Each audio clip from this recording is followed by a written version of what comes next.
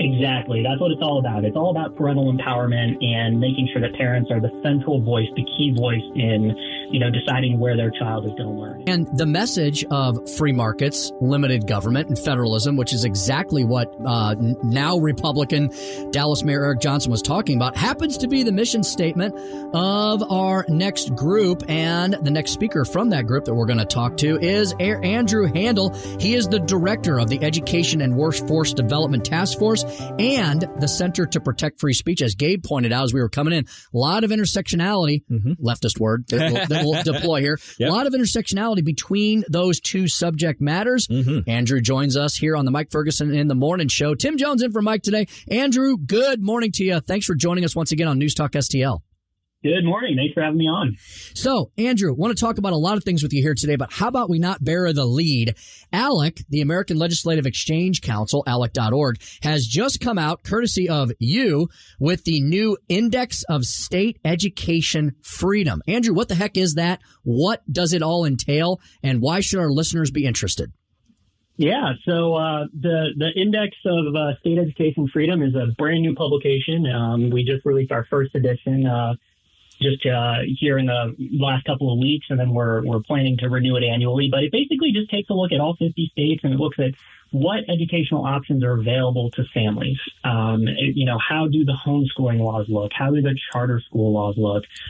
Is there funding support, especially for low-income families who might want to send their student to a private school but can't afford it?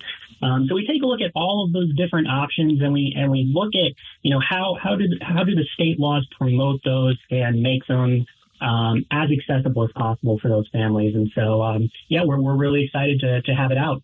Good morning, Andrew. Gabe Pfeiffer here. So give us a couple highlights. Who are the top score getters? Who are the bottom of the barrel? And where does Missouri fall in all this?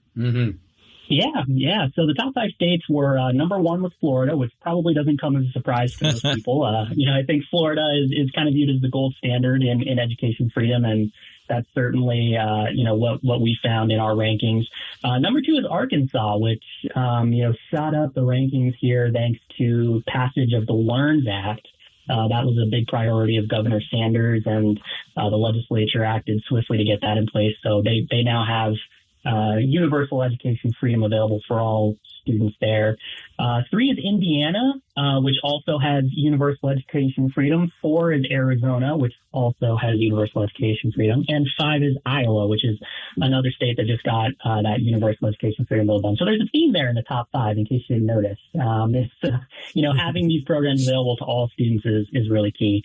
And then our bottom 5 states were number 46, North Dakota, 47, Vermont, 48, New York, 49, Rhode Island, and 50 was Massachusetts. So really no surprises there. There's very limited educational options for families in those states.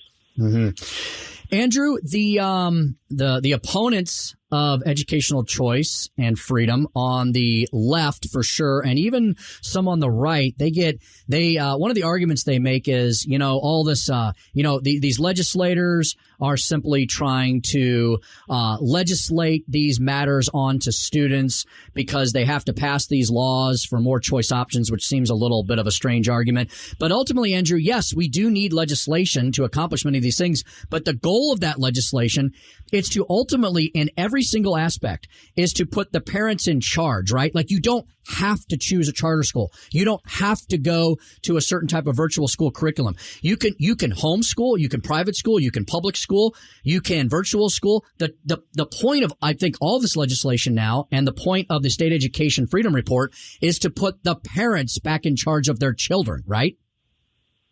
Exactly. That's what it's all about. It's all about parental empowerment and making sure that parents are the central voice, the key voice in, deciding where their child is going to learn. And, there's some really good polling, that comes out of our friends at EdChoice. They asked parents in Missouri, what school would you pick if money was no option, if transportation was not an issue for you? What would you pick? And 42%, the top vote getter there, was their public school, which is great. But 34% said they would rather send their kid to a private school. And 11% said they would rather homeschool. 7% said they would pick a charter school. So, that's more than 50% of parents in Missouri said they wouldn't send their kid to their local public school. So that's why it's so important to have all of these other options available, because while homeschooling might work best for one child, a nearby private school might work best for another. So it's important to have all of those on the table and make sure that parents play the central role in selecting the best school for their unique situation. Andrew, I want to turn a little bit over to higher education now and kind of its intersection with an area that I think you're involved in with free speech. And also in this case, current events. We've seen a lot of crazy protests on college campuses in support of Palestine and Hamas, basically by default. And Josh Hawley, I'm not sure if you saw this, he suggested that the DOJ should start investigating where the money comes from for all these various pro-Palestine student groups. There's definitely, I think, some truth there. I think there's definitely, I'm suspicious of where all that money is coming from as well, and I do think that's a role of the government. But I do want to caution, I guess, of the impulse on the right to do what the left has done and do things to start squashing free speech. How does that hit you, I guess, in terms of both the left and the right wanting to control speech on college campuses? Yeah. I'm glad you asked that question. ALEC has been a leader in the free speech arena for a number of years. I think it was 5 years ago, we came out with a model policy that we call the Forum Act, which stands for Forming Open and Robust University Minds.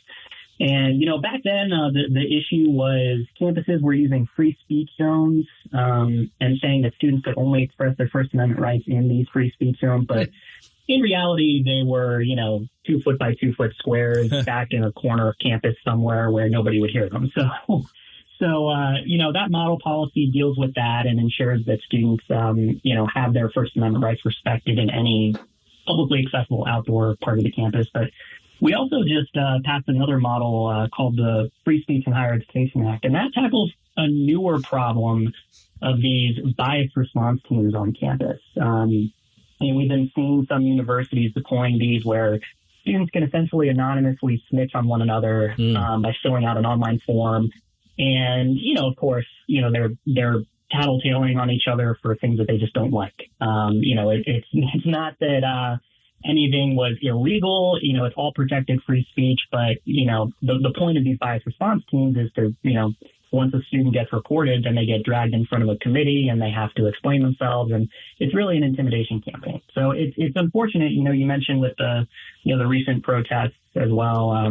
We see a lot of these issues on college campuses, and, it's definitely important that we respect First Amendment rights.